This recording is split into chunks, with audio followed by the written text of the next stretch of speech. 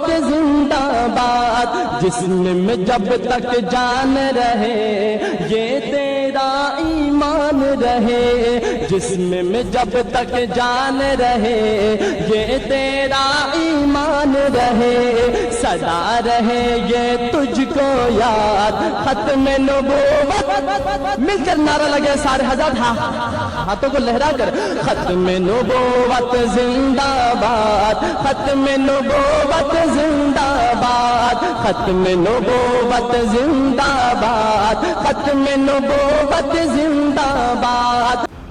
اعوذ باللہ من الشیطان الرجیم، بسم اللہ الرحمن الرحیم۔ السلام علیکم ناظرین و سامعین۔ 7 ستمبر 1974 وہ تاریخ ساز دن ہے جب پاکستان کی آئین ساز اسمبلی نے بحث و مباحثہ، سوال و جواب اور ہر پہلو پر مکمل غور و خوض کے بعد قادیانیوں کی حیثیت کا تعین کیا۔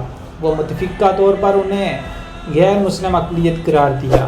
بلا شبہ رحمت للعالمین محمد صلی اللہ علیہ وآلہ وسلم کو آخری نبی تسلیم کرنا اور آپ سلم پر نبوت کے باب کو بند سمجھنا اسلام کی اساس اور بنیاد ہے، جس پر دین اسلام کی پوری عمارت کھڑی ہے۔ قرآن مجید کی 100 سے زائد آیات مبارکہ اور رحمت للعالمین محمد صلی اللہ علیہ وآلہ وسلم کی تقریباً 210 احادیث مبارکہ اس بات پر دلالت کرتی ہیں کہ تاجدار ختم نبوت صلی اللہ علیہ وآلہ وسلم اللہ تعالیٰ کے آخری نبی اور رسول ہیں۔ آپ صلی اللہ علیہ وآلہ وسلم کے بعد جو شخص بھی نبوت کا دعویٰ کرے وہ کافر، مرتد، زندیق، دائرہ اسلام سے خارج اور واجب القتل ہے۔ قرآن مجید میں ارشاد باری تعالیٰ ہے، نہیں ہے محمد صلی اللہ علیہ وآلہ وسلم کسی کے باپ تمہارے مردوں میں سے، بلکہ وہ اللہ کے رسول اور خاتم النبیین ہیں، اور اللہ تعالیٰ ہر چیز کو جانتا ہے۔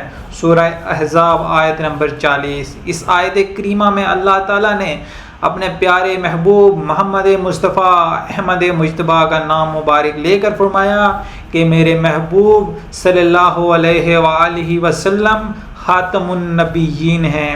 ارشاد نبی صلی اللہ علیہ وآلہ وسلم ہے، میں خاتم النبیین ہوں، میرے بعد کوئی نبی نہیں آئے گا۔ ایک اور حدیث مبارکہ ہے کہ حضور نبی کریم صلی اللہ علیہ وآلہ وسلم نے فرمایا، میری اور مجھ سے پہلے گزرے ہوئے انبیاء کرام کی مثال ایسی ہے جیسے ایک شخص نے ایک عمارت بنائی اور خوب حسین و جمیل بنائی، مگر ایک کونے میں ایک اینٹ کی جگہ خالی چھوڑ دی۔ لوگ اس عمارت کے ارد گرد پھرتے اور اس کی خوبصورتی پر حیران ہوتے ہیں، مگر ساتھ ہی یہ بھی کہتے ہیں کہ اس جگہ اینٹ کیوں نہ رکھی گئی۔ آپ صلی اللہ علیہ وآلہ وسلم نے فرمایا، وہ اینٹ میں ہوں اور میں خاتم النبیین صلی اللہ علیہ وآلہ وسلم ہوں۔ بخاری میں بھی یہ بات لکھی گئی ہے، مسلم اور ترمذی میں بھی یہ بات موجود ہے۔ ایک اور حدیث میں مبارکہ حضرت ثوبان رضی اللہ تعالیٰ عنہ سے روایت ہے کہ حضور نبی کریم صلی اللہ علیہ وآلہ وسلم نے فرمایا کہ میری امت میں سے 30 کذاب ہوں گے جن میں سے ہر ایک دعویٰ کرے گا کہ وہ نبی ہے، حالانکہ میں خاتم النبیین ہوں، میرے بعد کوئی نبی نہیں آئے گا۔ دشمنان اسلام کی جانب سے ہر دور میں مسلمانوں کو اسلام کے گمراہ کرنے کی کوشش کی گئی۔ دشمنوں کی ان سازشوں پر نگاہ رکھنے اور ان کی مسلمانان اسلام کو راہ راستے بھٹکانے کی گناہونی سازش کو بے نقاب کرنے کے لیے ہر سال 7 ستمبر کا دن یوم تحفظ ختم نبوت کے طور پہ منایا جاتا ہے، کہ 20ویں صدی کے آغاز میں برصغیر پاک و ہند میں جب مرزا غلام احمد قادیانی انجانی ملعون نے اپنے خود ساختہ نبی ہونے کا اعلان کیا تو علماء و مشائخ نے اس فتنے کے سدباب کے لیے ہر میدان میں قادیانیت کا محاسبہ کیا، اور 7 ستمبر 1974 کے ہی مبارک دن پاکستان کی قانون ساز اسمبلی نے مشترکہ طور پر ایک تاریخی فیصلہ صادر فرمایا، اس فتنے کی جڑوں پر کاری ضرب لگائی اور متفقہ طور پر قادیانیوں، احمدیوں اور مرزائیوں کو غیر مسلم اقلیت قرار دے دیا گیا، جبکہ تاریخی مقدمہ بہاولپور فتنہ قادیانیت کے تابوت میں پہلی کیل ثابت ہوا۔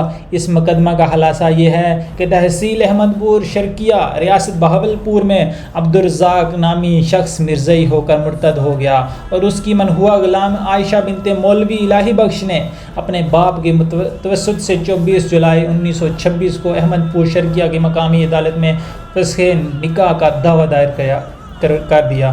یہ مقدمہ بلاہر ڈسٹرکٹ جج بہاولپور کی بغیر شرعی تحقیق منتقل ہوا کہ آیا قادیانی دائرہ اسلام سے خارج ہیں یا نہیں۔ اس طرح یہ مقدمہ دو لوگوں کے بجائے اسلام اور قادیانیت کے مابین باطل اور حق کا مقدمہ بن گیا۔ حق و باطل کی اس مقدمہ کا فیصلہ جج جناب محمد اکبر خان نے 7 فروری 1935 کو سنایا، جس کے مطابق مرزا غلام احمد قادیانی اور اس کے پیروکار اپنے عقائد و اعمال کی بنا پر مسلمان نہیں بلکہ کافر اور خارج اسلام ہیں، اور اس ضمن میں عبدالرزاق مرزئی کا غلام عائشہ کے ساتھ نکاح فسخ قرار دے دیا گیا۔ اس تاریخ ساز فیصلے نے پوری دنیا کے مسلمانوں پر مرزائیت کے عقائد کو آشکار کر دیا، اور اس طرح مرزائیوں کی ساکھ روز بروز کمزور ہونے لگی۔ اس مقدمہ کے حوالے سے علماء کرام و مشائخ اعظام اور جج صاحب کی کاوشیں سنہری حروف میں لکھی جانے کے قابل ہیں، اور پھر ایک ایسا واقعہ رونما ہوا جس نے ایک نئی تحریک کو جنم دیا۔ مئی 1974 میں نشتر میڈیکل کالج اب یونیورسٹی جو بن گئی ہے کہ طلباء کا ایک گروپ سیر و تفریح کے گھر سے چناب ایکسپریس سے پشاور جا رہا تھا۔ جب ٹرین ربوا پہنچی تو قادیانیوں نے اپنے معمول کے مطابق مرزا قادیانی کی خرافات پر مبنی لٹریچر تقسیم کرنا شروع کر دیا۔ نوجوان طلباء اس سے مشتعل ہو گئے اور انہوں نے ختم نبوت زندہ باد اور قادیانیت مرد آباد کے نعرے لگائے۔ 29 مئی کو یہ طلباء سیر و سیاحت کے بعد جب پشاور سے واپس ملتان آ رہے تھے تو ربوا پہنچتے ہی قادیانی دیسی ہتھیاروں سے مسلح ہو کر طلباء پر ٹوٹ پڑے اور طلباء کو بے دردی سے مارنا اور پیٹنا شروع کر دیا اور ان کا سامان لوٹ لیا۔ آنن فانن یہ خبر پورے ملک میں آگ کی طرح پھیل گئی اور ہر جگہ مظاہروں کا ایک طوفان امڑ آیا۔ مجلس تحفظ ختم نبوت کے اس وقت کے امیر مولانا سید محمد یوسف بنوری کی دعوت پر تمام طبقات نے لبیک کہا۔ 9 جون 1974 کو لاہور میں اس مجلس کا پہلا اجلاس منعقد ہوا جس میں قادیانیت کے خلاف ایک بھرپور تحریک چلانے کا اعلان کیا گیا۔ اس تحریک کا بس ایک ہی نعرہ تھا کہ مرزائیت کو غیر مسلم قرار دیا جائے۔ اس حوالے سے مجلس عمل کے قائدین نے پورے ملک کے طوفانی دورے کیے اور قادیانیت کے خلاف محاذ پر تمام مکتبہ فکر کو ایک پیج پر متحد کر دیا۔ قادیانی اس تحریک سے بلبلا اٹھے اور مسلمانوں کو تشدد کے ذریعے ہراساں کرنے کے لیے کئی دستی بموں سے حملے کیے۔ حکومت نے ابتدائی طور پر تحریک کو ختم کرنے کی بھرپور کوشش کی اور تحریک ختم نبوت کے قائدین کی اکثریت تحفظ ناموس رسالت کے مطالبے کی پاداش میں جیل کی نظر ہو گئی، مگر ان تمام معاملات نے تحریک کو ایک نئی جلا بخشی اور تحریک پھیلتی اور پھولتی چلی گئی۔ بلاخر اس وقت کے وزیر اعظم جناب ذوالفقار علی بھٹو نے سانحہ ربوا اور قادیانی مسئلے پر سفارشات مرتب کرنے کے لیے پوری قومی اسمبلی کی خصوصی کمیٹی قرار دے دیا گیا۔ جمعیت علماء اسلام پاکستان کے سربراہ مولانا شاہ احمد نورانی نے اپوزیشن کی طرف سے ایک بل پیش کیا جس پر 37 معزز و محترم اراکین اسمبلی کے دستخط موجود تھے، اور حکومت کی طرف سے وزیر قانون عبدالحفیظ پیرزادہ نے قومی اسمبلی میں ایک قرارداد پیش کی۔ اس طرح قومی اسمبلی میں مرزائیت پر بحث شروع ہو گئی۔ یہ بحث 2 ماہ کے طویل عرصہ تک چلتی رہی۔ 5 اور 6 سپٹمبر کو اٹارنی جنرل آف پاکستان یحییٰ بختیار نے بحث کو سمیٹتے ہوئے 2 روز تک اراکین قومی اسمبلی کے ساتھ اپنا مفصل بیان پیش کیا۔ بلاخر وہ مبارک گھڑی آ پہنچی جب 7 ستمبر 1974 کو 4:35 پر قادیانیوں کے دونوں گروپوں مرزائی اور لاہوری گروپ کو قومی اسمبلی نے متفقہ طور پر غیر مسلم اقلیت قرار دے دیا۔ عبدالحفیظ پیرزادہ نے آئینی ترمیم کا تاریخی بل پیش کیا جو کہ متفقہ رائے سے منظور کیا گیا، تو اختلاف اور حزب اقتدار کے اراکین فرت مسرت سے آپس میں بغل گیر ہو گئے۔ اس تاریخ ساز فیصلے کے بعد اکثر اسلامی ممالک نے یکے بعد دیگرے قادیانیوں کو غیر مسلم قرار دیا۔ اس فیصلے نے جہاں اہلِ پاکستان کی دینی جذبات کی مکمل ترجمانی کی، وہاں پر پوری دنیا کے مسلمانوں میں اسلامیان پاکستان کی قدر کو بھی بڑھا کر رکھ دیا۔ پاکستان کے مسلمان حضور نبی کریم صلی اللہ علیہ وآلہ وسلم کی ناموس کے لیے اپنی جان کی قربانی دینے کے لیے بھی تیار ہیں، مگر ختم نبوت پر کسی کو ڈاکہ ڈالنے کی قطعاً اجازت نہیں دے سکتے۔ زندہ قومیں اسی طرح کے تاریخ ساز اور تابناک ایام کو، لمحات کو نہ صرف یاد رکھتی ہے بلکہ زندہ بھی رکھتی ہے۔